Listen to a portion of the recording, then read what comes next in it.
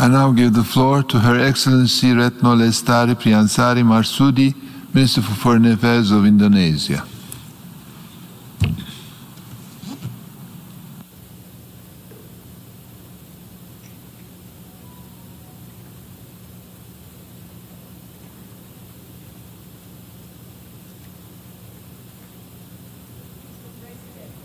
Mr. Secretary General, I'm here today to fight for humanity. I'm here today to fight for justice for the Palestinian people. I'm here today to call for an end to the violence and for immediate ceasefire to save the lives of innocent people, including women and children. The safety and well-being of mankind is always our #1 priority. I'm sure that each one of us are touched when confronted with images of a 2-month-old baby injured and pulled away from the rubble as her family lay dead. The only question we should ask ourselves is, how much longer shall we let these atrocities continue? All of us know that this conflict is asymmetric by nature between Israel, the oppressor, the occupying power, and the Palestinian, the occupied, who are continuously being oppressed. Occupation is the core issue. The international community owes the Palestinian people a long overdue independent state of Palestine, living side by side in equal footing with all of us. This continued occupation and aggression by Israel does not only warrant condemnation, but it is also a grave violation of international law that demands our actions. Thus, I call the UN General Assembly to take 3 actions. First, stop the violence and military action to prevent further casualties. At the same time, the General Assembly should demand for an immediate, durable, and fully respected ceasefire.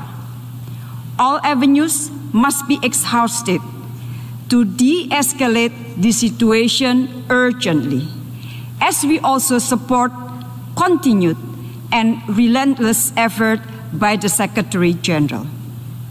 Furthermore, we must be able to prevent future recurrence of the atrocities. In this regard, the General Assembly should call for the establishment of an international presence in Al-Quds to monitor and to ensure the safety of the Palestinian people in the occupied territories and to protect the status of Al-Haram Al-Sharif compound, the holy place for 3 religions. Second, to ensure humanitarian access and protection of civilians. Our ultimate responsibility is to save lives. And every minute we spend here deliberating could mean another Palestinian life lost. I call the General Assembly, together with UN agencies and other actors, to step up efforts in providing humanitarian assistance to the affected Palestinian people. It must urge Israel to open and allow access for the delivery of humanitarian aid, including to Gaza, which has been under siege for more than 13 years. Third, pursue a credible multilateral negotiation. Credible negotiation is very important to advance a just and comprehensive peace based on 2-state solution in line with internationally agreed parameters. The General Assembly has moral and political responsibility to ensure that peace negotiations take place. We must put a stop to the systematic efforts by the occupying power that may leave nothing left to be negotiated. We must not allow the Palestinians to have no other choice but to accept injustice for the rest of their life.